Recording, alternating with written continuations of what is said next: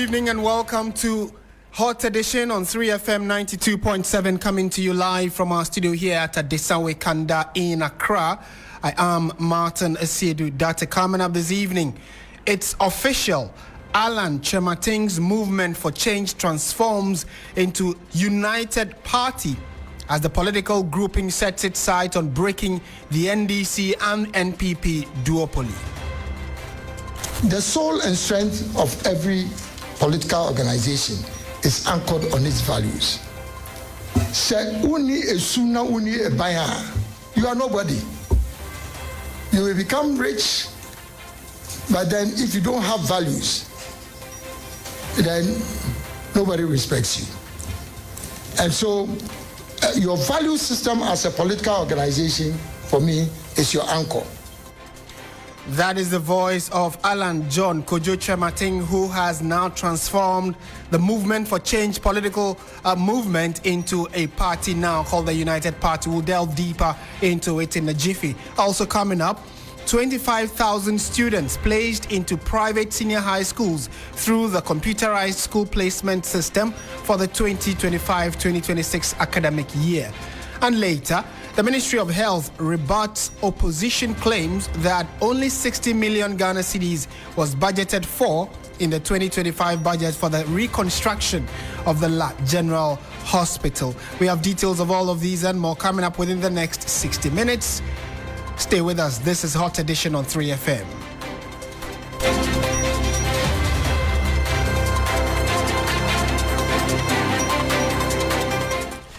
Let's bring you the news summaries, though, with Christabel Success Treve. We start with some education stories. The government of Ghana has placed 25,000 students into private senior high schools under the Computerized School Placement System, CSSPS, as part of efforts to expand the free senior high school policy. However, unlike placements in public schools, government will not pay tuition fees for these students. Instead, it will provide a stipend of 994 Ghana cedis per student per year. The Minister for Education, Haruna Idrisu, announced this during the signing of a memorandum of understanding with leaders of private senior high schools in Accra. The Deputy Director of Operations at the Presidency, Mustafa Bande, has tasked appointees in President Mahama's administration to prioritize the needs of the party's grassroots over other political parties. The NDC's Deputy General Secretary also urged appointees in the current government to influx the ideology of the party in their daily service to the nation. On the health front, former Minister for Health, Dr. Bernard Okuboi, has called out government for what he says is a lack of commitment to completing the General Hospital, despite efforts by the past NPP administration to give the project a strong footing. According to him, the NDC government has failed to release a cedi to the contractor for the continuation of the project, adding that 60 million Ghana cedis was allocated to the project in the 2025 budget. Dr. Okuboi claimed that the recent 130 million Ghana cedis, which the health minister announced has been allocated for the completion of the project, is only a futuristic allocation. Finally, Minister for Communication, Digital Technology and Innovations, Samuel Nati George, says his ministry has begun fulfilling its promise to create a more enabling environment for Ghana's creative community through strategic partnerships with global technology platforms. In a Facebook post on Wednesday, October 15, Sam George described the initiative as part of efforts to harness digital tools for the national development and empower local creators to thrive in the digital economy. Well, we're also live on YouTube and on Facebook. Please stay with us here. We are delving into the details of our stories we have for you this evening. We're starting from the political front because it's now official. The movement for change, which began barely a year ago as a political pressure group, has formally transitioned into a political party now known as the United Party, UP.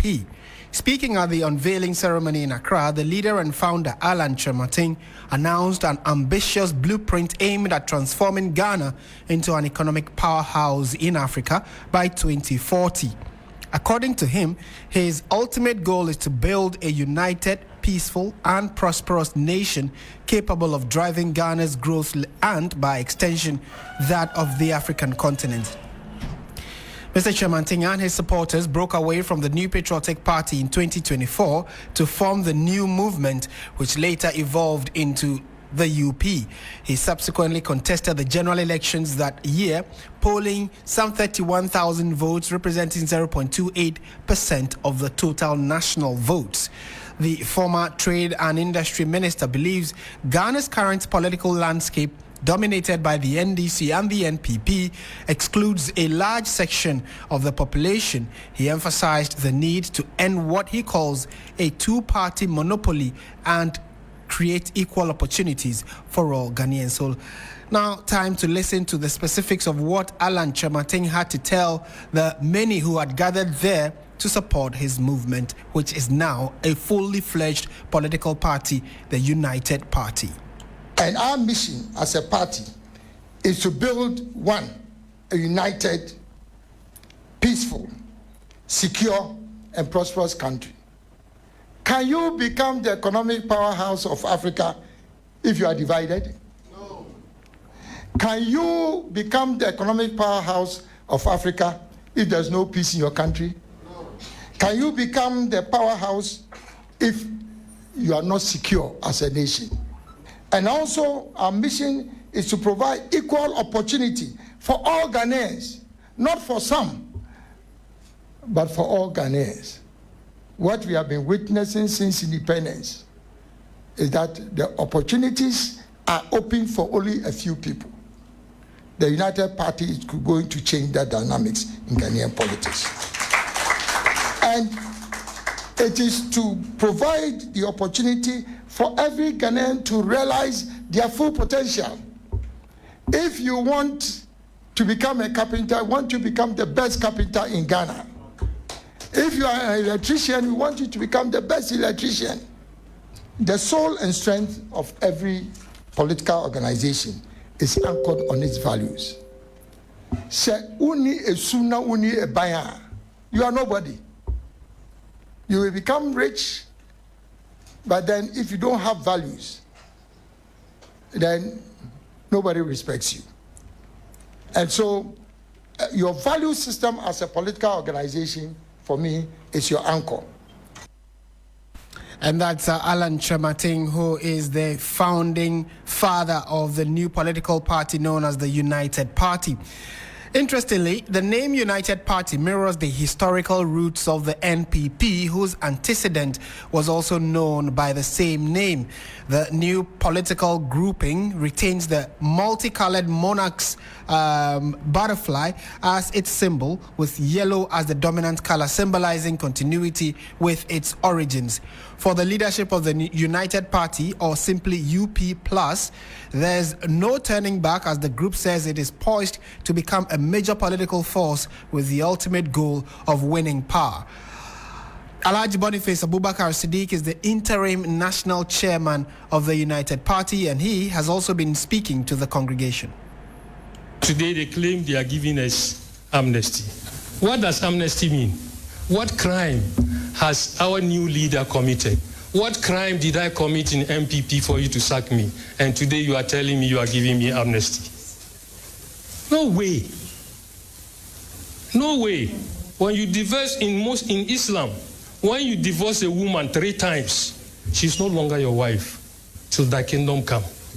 I consider myself, I consider people like Baba Alhaji in the Islamic fraternity have been sacked. We don't belong to anybody. We came and contributed. Ghana first. We believe in Ghana and nothing else. Our members include people, renowned people in this country. Some were members of parliament, cabinet ministers, some from NDC, some from MPP, PNC. Today they have come together to form what we call a united party. If they had forgotten, the UP was inaugurated when? 3rd November 1957. When Kwame Nkrumah was introducing what we call ADA, Avoidance of the Discrimination Act.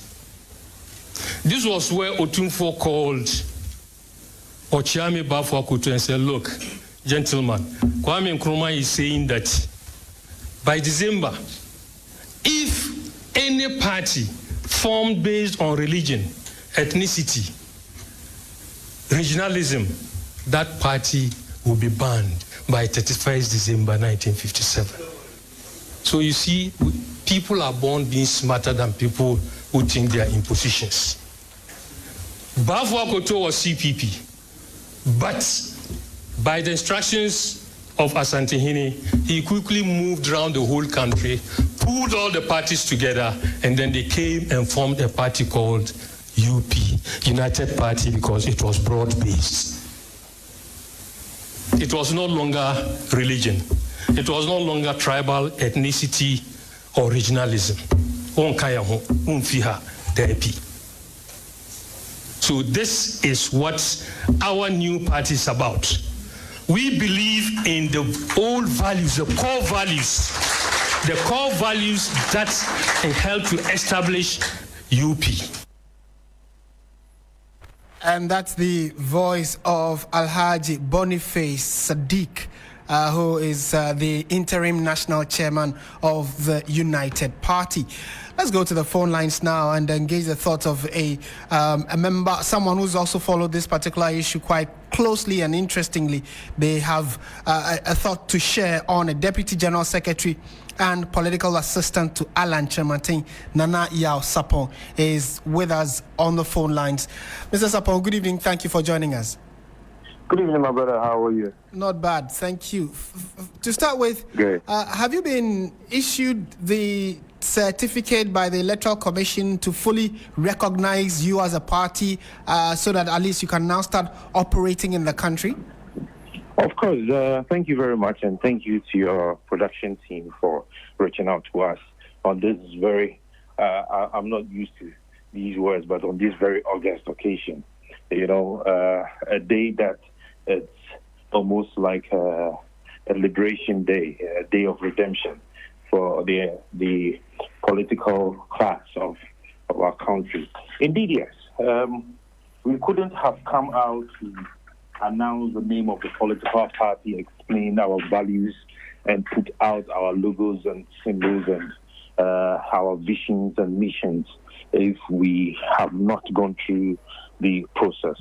You know, the Electoral Commission has laws, they have regulations, and we have gone through the regulations. We've been handed over our provisional certificate some few weeks back, and what we are left with is just to be issued the main one, which Electoral Commission is in the process. But as it stands, we have been given the provisional certificate, which allows us to be able to do exactly what we're doing now. But there are many who ask, is it not the same movement for change that we saw contest in the last election that has just been rebranded? This is probably just a rebrand or a name change, because every other thing is the same, the color, the logo, etc. So how different is the UP from the movement for change? We went into the general elections 2024 as a movement, as a political organization that presented an independent presidential candidate. We were not a party, you understand me. We went in, Alan went in as an independent presidential candidate, and after the elections, when we had sat down, the political stakeholders of Movement for Change were of the view that why not? I mean, let us put our hearts together. Let us put everything that we have together, and let us bring up a political party, and let's wrestle power properly. You would say that indeed is the same, but yes, I mean, every organization improves, every organization grows. All right. So after going into 2024 election as an independent presidential candidate on the vehicle or in the special purpose vehicle of Movement for Change, and for that matter, Alliance for the ARC, we thought wise to put together a political party. And interestingly, putting together this political party has attracted almost membership from across the political divide, from both the NPP, from both the MPP, the NDC, the CPP. We've sent people from other political organizations that have come to join, that we should go in and wrestle for power and rescue Ghana. And this is what you saw today. If your reporter would give you the footage, if he would be able to give you the picture right, you would understand that we had attracted a cross-section of the Ghanaian society. We actually are showing, or this bulletin is streaming on Facebook as well, so our listeners can also see the videos and pictures you are referring to, because we are playing it, and we can see that the turnout was quite large. The Honorable Alan Kyerematen himself and you would attest to the fact that this is not a gathering where we went out there to bring people to come and sit. People, you mean, could see the quality of the audience. The persons who were in to listen, the persons who were seated and have agreed to actually come with us. And we're interested to know what the United Party is bringing. And I think that will be my next question. How different, because from what we heard the flag bearer talk about, the founder talk about, he is clearly stating that it is going to be the third credible force to douse the duopoly of NPP and NDC. It is going to be one that is not just Ghana-focused, but Africa-focused. But how different would your ideals be when you look at the fact that NDC and NPP have dominated, and you indicate that you are attracting people from these two parties? So how different are you going to be to attract these supporters that you are hoping to join you? Okay, so listening to my interim leader and founder, you would understand that he made mention, and even Honorable Boniface Abubakar Sadiq, who is the interim national chairman, stated that we all, as Ghanaians, agree that the very fundamental wrong in Ghana is leadership, credible leadership, transformational leadership. All right, the leadership that has the country at heart, the leadership that would be focused and would have plans to be able to transform what we have as a country. And that is what United Party UP is presenting. We are presenting that formidable leadership, that transformational leadership, that incorruptible leadership. That is what we are putting out.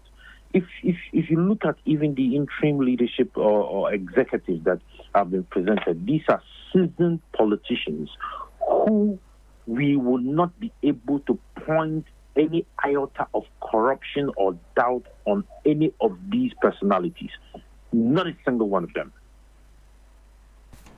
Okay. And of course, if you have read our Great Transformational Plan, which we presented, all right, during the 2024 general election, GTP, and you look at what is happening today, you would attest the fact that we have a plan. We have a plan that will not only uplift, strengthen the economy of Ghana, but we have a plan that will make Ghana a hub that the entire Africa, all right, would be looking at and mirror. We are grateful for your time this evening, Deputy General Secretary and Political Assistant to Alan Kyerematen, Nana Yao Sapong, for helping us understand the reasoning that went into the formation or the transformation of Movement for Change now into United Party. And we'll probably have a longer conversation subsequently, so our viewers and listeners can also follow this transformation by this party. Thank you so much for speaking to us. Let's stay on the same subject and now bring in Dr. Kwesi Amache-Boateng, who is the senior lecturer at the Kwame Nkrumah University of Science and Technology, Department of History and Political Science. Doc, good evening. Thank you for joining us on 3FM. Good evening. What do you make of the fact that, in 2024, the general elections, we had Movement for Change. Their performance wasn't as they expected.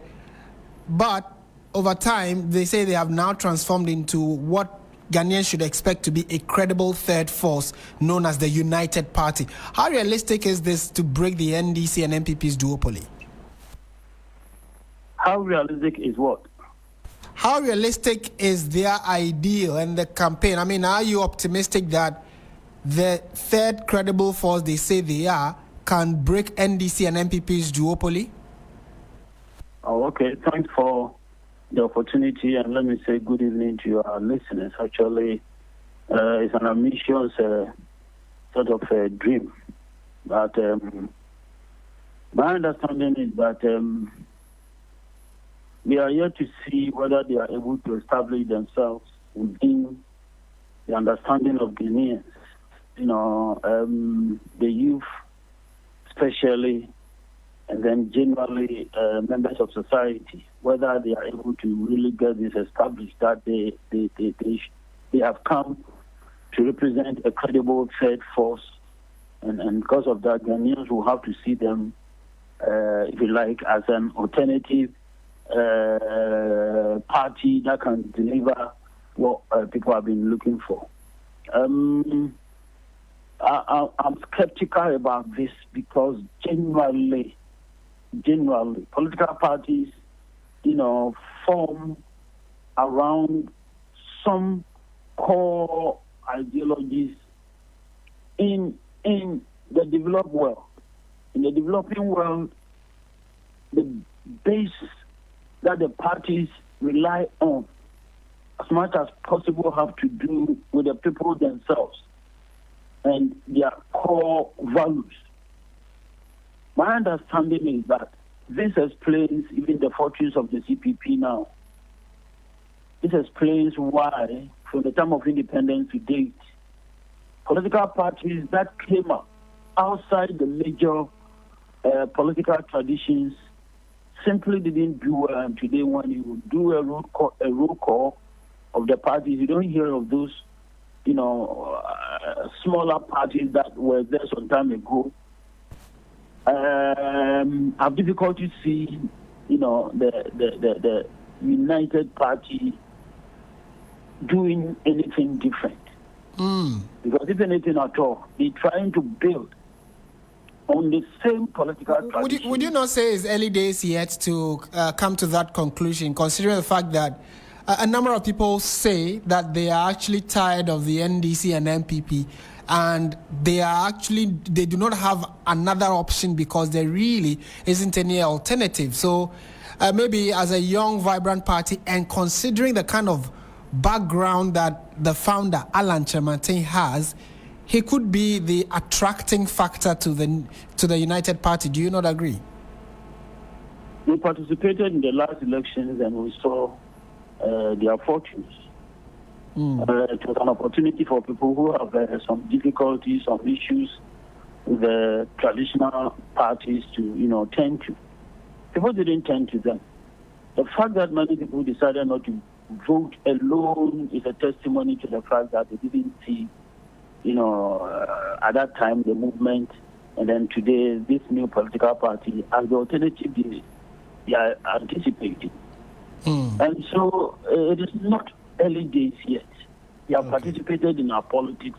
And also, given where they are coming from, I don't think people will see them as a new force per se.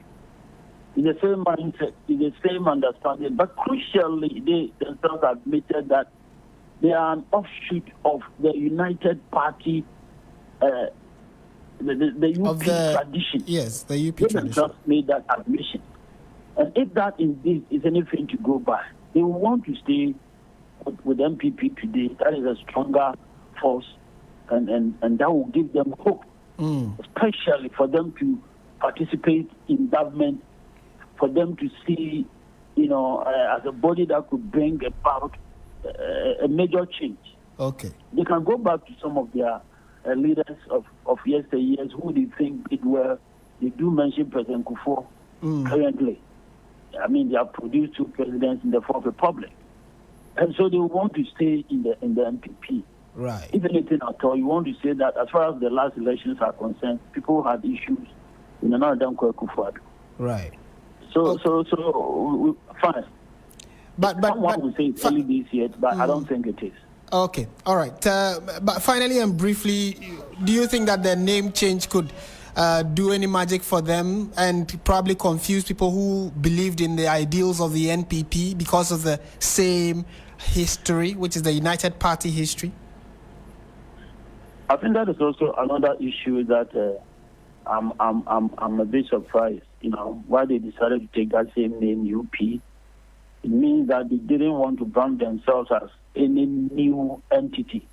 They decided to come out of the same tradition that people are used to, and whose, if you like, individuals, the leaders that have come out of this particular tradition are now known. Ghanaians know what they are capable of doing. So if you're coming from that same tradition, then obviously you are not, coming up with any new thing. You are telling us that you come from the same source. Okay. Thank you so much for your time this evening, Dr. Kwesi Amakye-Boateng. He is a senior lecturer at the KNUST Department of History and Political Science. Thank you for speaking to us. So what do you make of this new party that is in town? It is called the United Party, adding on to the many other political parties we have in the country. And their biggest aim is to ensure that they break the duopoly, or the monopoly, I should say, of the NDC and the NPP in Ghana's politics.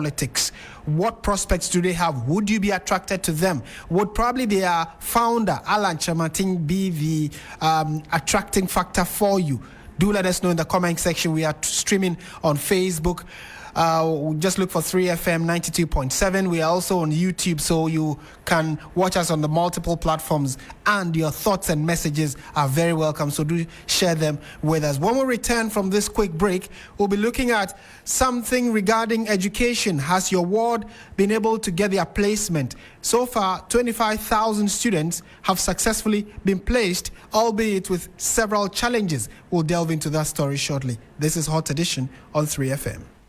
Hello, Ghana. It's a new year, and Bills Microcredit is here to support your dreams. If you're not working but want to start a business, don't let money stop you. With just your Ghana card, you can get a loan to turn your ideas into reality. Already running a business? Need more capital? Or are you a salary worker looking for extra funds? Bills offers fast and easy loans with no collateral, no deposit, and no SUSI savings required. Wherever you are, whatever you need, Bills makes it happen. Call Bills Microcredit today. Call 0596 920 833 or 0302 200 390 and get started. Bills is licensed and regulated by the Bank of Ghana. Bills, financing your needs. Terms and conditions apply.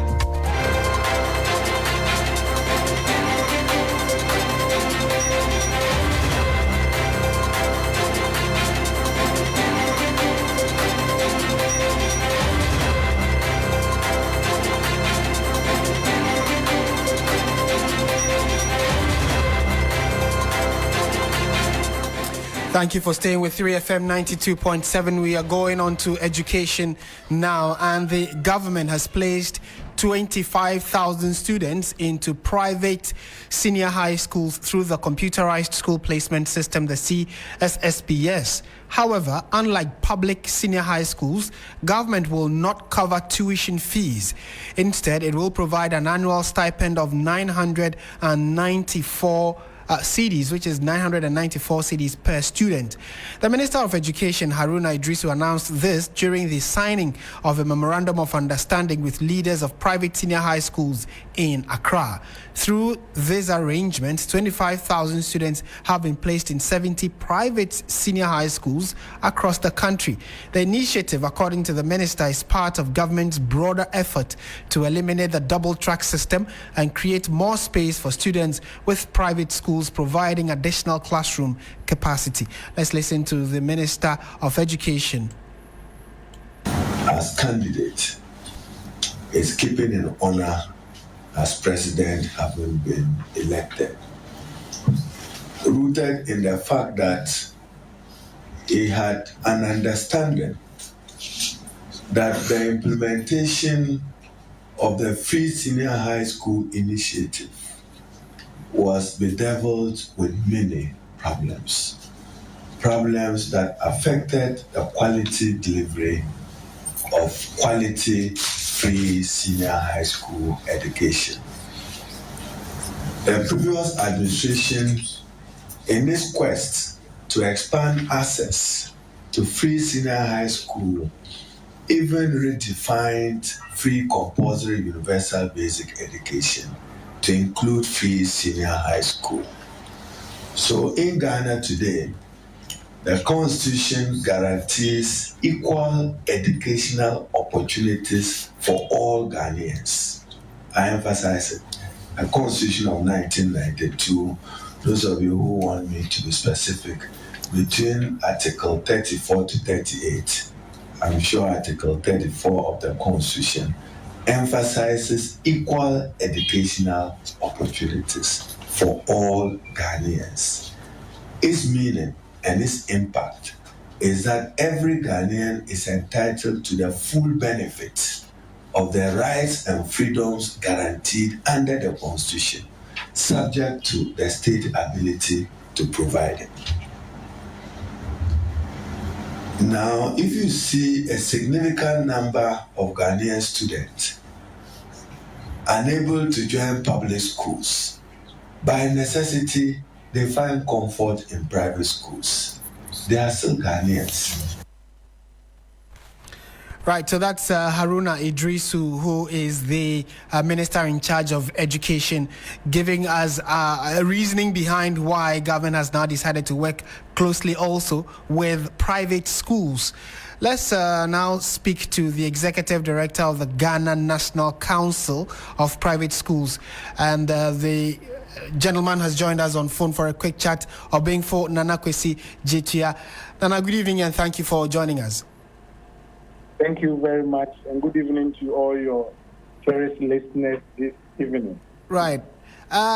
Several years ago, or a few years ago, we know that your association kept reiterating that you had capacity to take on students and wanted to be placed on the government intervention when it comes to secondary education in the country. Finally, there seemed to be that understanding and collaboration where private schools have now been added to government school placement program. How does this make you feel, and for the fact that at least for the first time 25,000 students have been sent to private senior high schools?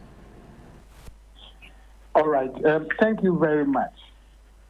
You know very well in your prelude, as you have already alluded to, that the private education in Ghana is an epitome of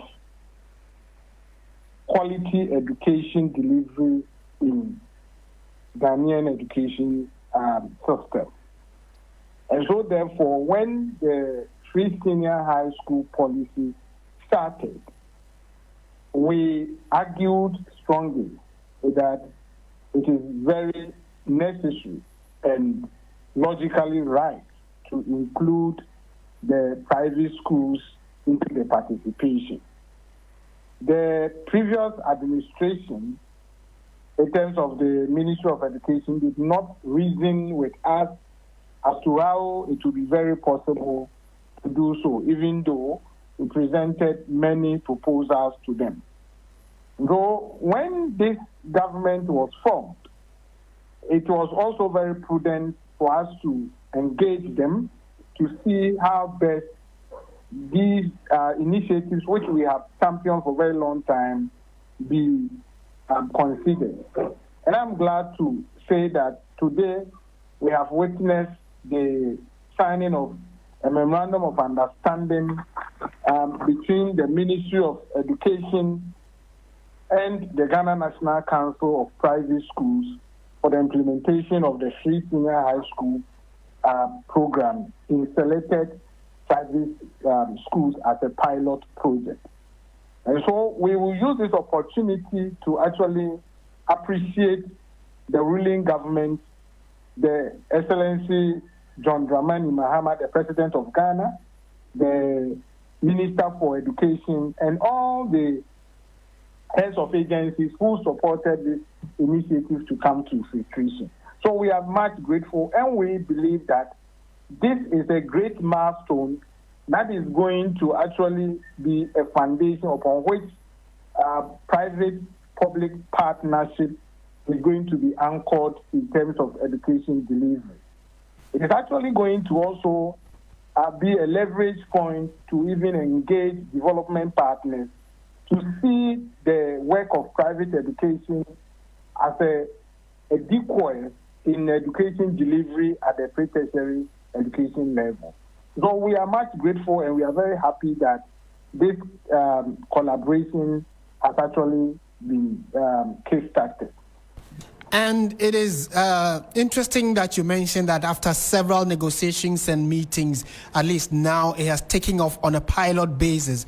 We are told that government, as part of the agreement, is going to be paying 994 Ghana cedis per student, which is to cover full tuition. Is that it? What exactly is this amount expected to do? And would that be enough? Would it be adequate considering that you are a private institution? All right.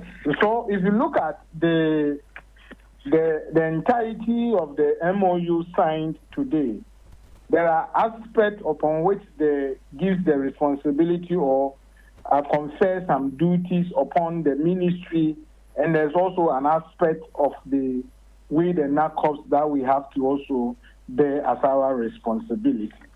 And if I will quick to walk you through some of these issues to help us answer the question you just posed, we just have to understand that the Ministry of Education will be actually responsible for the sponsorship or providing one hot meal to all the students that are being placed in the private schools. And it's also important to clarify that our understanding that we have had with the ministry is that the students that are going to be placed in our schools are going to be day students.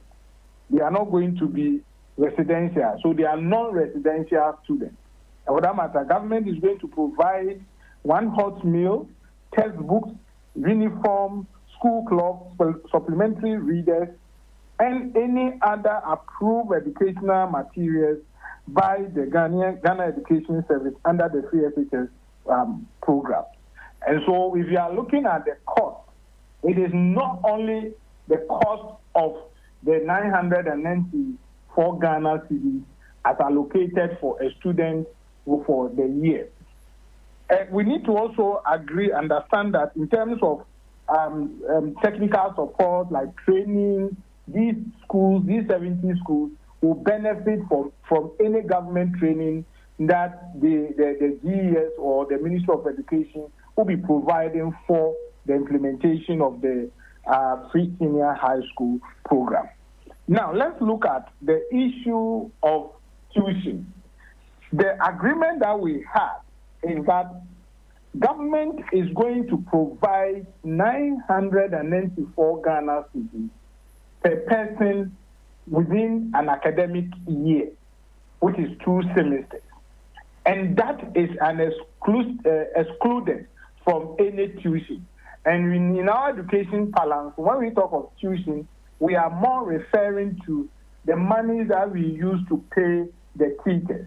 And so if you look at this, when there is a precedent, the precedent is that government had already had partnership with the private hospitals in terms of implementation of the National Health Insurance Scheme.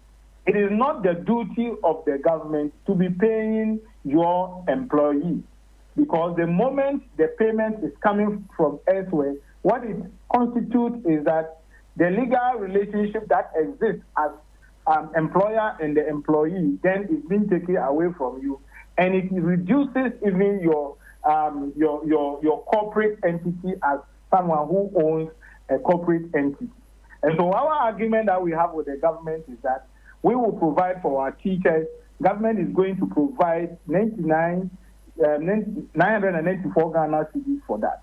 Right. Aside that, there is a recurring cost of 250 Ghana cedis that government is also going to provide based on budgetary allocation that will be given to the free SHS policy. Okay. And so when you put all these together, it's kind of coming up or summing up to a point where it reduces the kind of burden.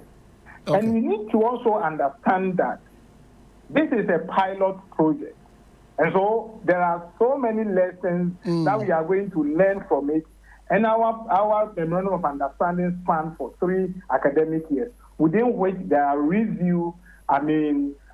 durations that we could review some of these nuances that may come out to see the best way forward. Okay. Obinfo, thank you. It's very early days for this interesting initiative, which I'm sure many of you are supporting just in a bit to encourage a number of our young people to go and get secondary education. We'll see how it plays out in the coming days. Thank you so much for speaking to us. You are welcome. Thank you very much. Right. Obinfo Nanakwesi Jetia is the Executive Director of the Ghana National Council of Private Schools.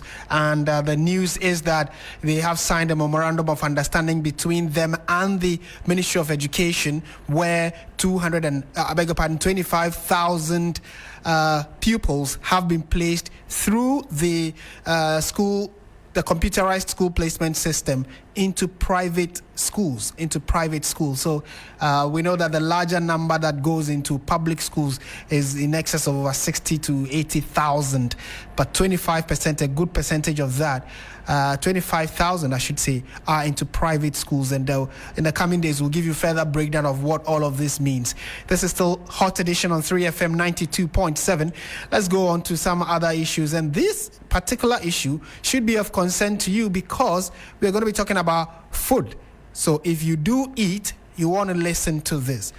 October 16, which is today, is the day set aside to mark Food Day, a global celebration to raise awareness about hunger, malnutrition, and the importance of food security. This year's food celebration was under the theme Working Hand in Hand for a Better Food for a Better Future. Nearly 500,000 of Ghana's population, about 15.1 million people, experienced some level of food insecurity. That's according to the Ghana Statistical Service.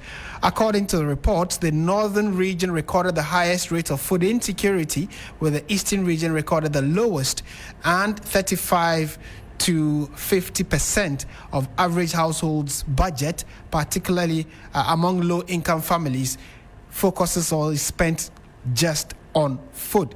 And in studio with me is my colleague from the research desk here at Media General, Wisdom Safo, to walk us through what the key issues are and what the numbers are saying. Wisdom, good evening. Thank you for joining us on 3FM. Okay, Martin. Right, to start with, what are the numbers saying? Talk to us about the specifics in terms of whether we even have enough and which areas we need to improve upon. Okay, very well, Martin. Martin, today have you done 111? That's the boys in the WhatsApp group, the code. So normally, if you talk about food security, it is a matter of great concern because you know what? There's a saying that a hungry person is an angry person. Before you could do anything in this life, you have to actually first eat before you do anything at all. So according to the Ghana Statistical Service, as you rightly mentioned, the food insecurity situation, about 15.1 million Ghanaians are facing some form of food insecurity. That's like half of the entire country. But if you narrow it down to the regions, as you rightly mentioned, you're talking about 48.7% for Upper East region. They are on the top of the list when it comes to the most food insecure region, followed by the Northeast. Okay, so it means that for those following us, it means that the Upper East region, which you mentioned, is the region that struggles the most when it comes to food availability. Right. And actually, when you're talking about food insecurity, we normally focus on the quantity, whether the food is available. We don't focus on the quality. The quality is also very important because, look, if you are eating more of starchy foods, no vitamins, no, protein and all that, it's also joins in when we're talking about food insecurity. But at the back of, followed by, after Upper East, we have the Northeast region, then we have the Northern region, the Upper West and Savannah region. If you look at all these regions, they are on the Northern belt.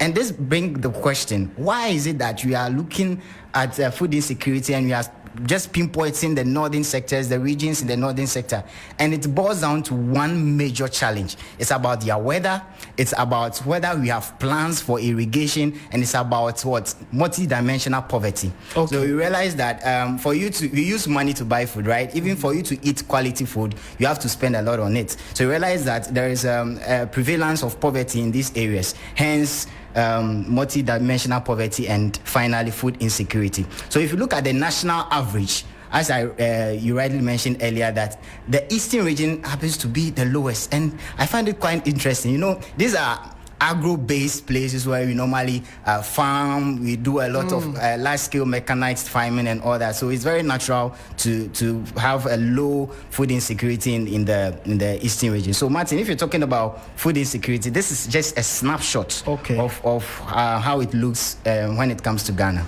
Okay. Coincidentally, when you're talking about food, its availability or otherwise, another key issue we look at is a population, where the density of the population. So we know, based on information and data, that the Greater Accra region has the most population in terms of Ghanaians. Then we go to the Ashanti, then Western, etc. When you're looking at the distribution, would you say the Greater Accra region, for instance, has enough considering the population we have? Yeah, so it's very interesting looking at the data. You realize that these people from the rural areas of the rural regions, they actually produce a lot of these foods. And instead of them eating it or keeping it, they rather bring it to Accra, sell it to the traders, and they rather eat the more nourished, the leftovers. So Accra actually has a lot of food, and it is not even on the top 5 list of food, the most food insecure regions. So we have enough food in Accra. You just have to have the money to buy them, Martin. Right. Thank you for that quick snapshot of what we should be thinking about as a nation. And also, when you talk to a number of people, the key interest is that, or what normally they would say is that the food basket of the country is in the northern part. So if it is the food basket, indirectly saying that's where we grow most of our foods, how come when you look at availability of food, they are also the ones they will rather go in for the money. Yes, they will prefer selling and getting the money rather than all right. So I mean, it paints a very interesting picture of how all of this is playing out, but certainly in the coming days we'll try and delve deeper into it. Thank you very much, Wisdom Safo. He is with our research desk here at Media General. And I mean, if you've been listening, what do you make of it? Have you had something to eat today? And what do you make about the fact that about half of the Ghanaian population do not have food to eat, or are unable to get quality food to eat? Do send it to us in the message section on our Facebook page and on our YouTube page as well, and we'll share it with the rest of the world. Talking about food and things we consume, we're going to the Western region now, because the Western Regional Poultry Farmers Association has called on government to consider the risk of inexperience and bird mortality in the implementation of its Nkukon policy. While expressing its wholehearted support for the policy's objectives, the association has expressed concern about distributing broilers to non-poultry farmers or inexperienced groups, which carries a high risk of failure. And in the moment to speak to. All right, so there's this report put together by Irama Smith, who is in the Western region. Right, Irama, thank you for joining us. To start with, what exactly are some of the solutions that are being proffered when it comes to ensuring that the right people are giving these Nkukon policy that the government is implementing? Right, so they are urging government to implement a hands-on training program for all beneficiaries, and they are willing to participate in this so that those who are going to benefit will have the practical know-how. It should be mandatory, should have the practical know-how before they start this process. They are also urging government to also implement a buyback policy, whereby when they are ready for the market, government will buy them back and perhaps put them onto the market at subsidized rates or however governments want to go by it. They are also calling for these to be bought by government and then fed to our schools, that the second cycle institutions, to ensure that there is always a ready market for these for this produce. You may listen to the chairman. We urge the government to mandate comprehensive handout training for all beneficiaries receiving the free bets before distribution in the future. We are willing to collaborate in developing and delivering this essential training for future programs. We propose the establishment of a strict government-supported veterinary and biosecurity monitoring framework for all beneficiaries in partnership with existing farm associations.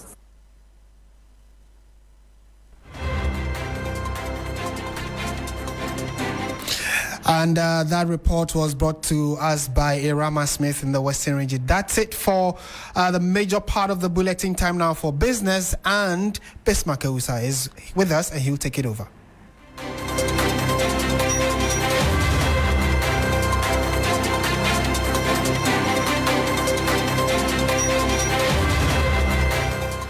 Hello, good evening, and time now for the business segment on Hot Edition on 3FM 92.7 with me, Bismarck Ewusa. Coming up tonight, IMF projects Ghana's debt to GDP ratio to hit 59.1% by end of 2025, below government's 60% target. This headline story and others lined up for you. Please stay.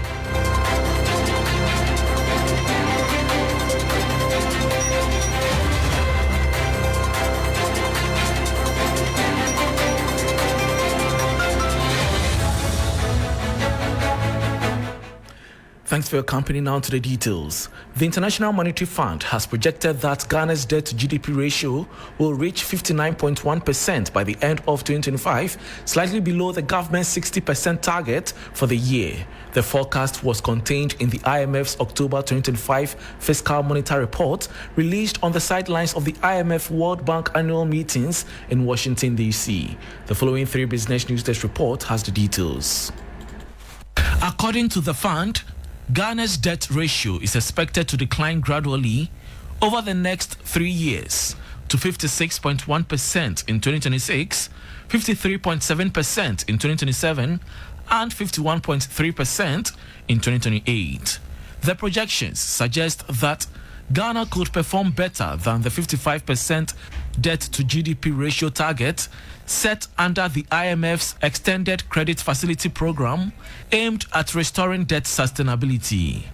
Latest data from the Bank of Ghana show that as of July 2025, the country's debt stood at 44.9% of GDP, equivalent to 628.8 billion cedis. The IMF's Deputy Division Chief, David Feseri, urged Ghana to strengthen its public financial management systems and improve revenue mobilization to prevent future debt crises. Meanwhile, the Finance Ministry says it has concluded restructuring agreements with 6 bilateral partners and remains committed to fiscal discipline under the IMF-supported program. And that was a 3 Business News Desk report on the IMF projecting Ghana's debt to GDP ratio to hit 59.1% by end of 2025. Before we go, the Customer Experience Professionals Ghana Association is urging businesses to rethink their approach to customer experience, not as a support function, but as a strategic driver of profit. This report has the rest of the story. At the 5th Annual CXP Ghana Conference and Awards, the association said companies that invest in customer experience stand to gain more than just satisfied clients. With the right systems in place, businesses can boost revenue through repeat purchases, strong referrals, and reduced regulatory risks. Customer experience is fast becoming a competitive edge in Ghana as consumers demand faster responses, personalized services, and consistent engagement. From initial inquiry to after-sales support, seamless customer service are proving to be good for business. Estelle Fosuhene is president of CXP Ghana. They will get customers who will be very pleased at the end of the day, and so they will keep coming back. They will not spend so much money in campaigns because they will do the word of mouth marketing for them for free. And so you will definitely increase your market share, you will increase your profitability, your revenue, and you will reduce your risk of complaints, risk of customers leaving you, and even regulatory risk when the regulators see you and then jump on your neck and fine you. Adding his voice to the call for inclusive and tech-driven customer experience, MTN Ghana's CEO, Stephen Blewett, emphasized the importance of bridging the digital divide. There is another dimension we must embrace, the idea of inclusion. Why? Because digital experiences are now the primary way people interact with companies. If those experiences leave people behind, whether because of disability, language, culture, or age, then we're not just losing business, we are excluding people from participating fully in society. And that was a report on customer experience becoming a profit driver, not just support, bringing us to the end of the business segment on Hot Edition on 3FM 92.7 with me, Bismarck Ausa, and that ends business or Hot Edition news tonight. Thanks for your company.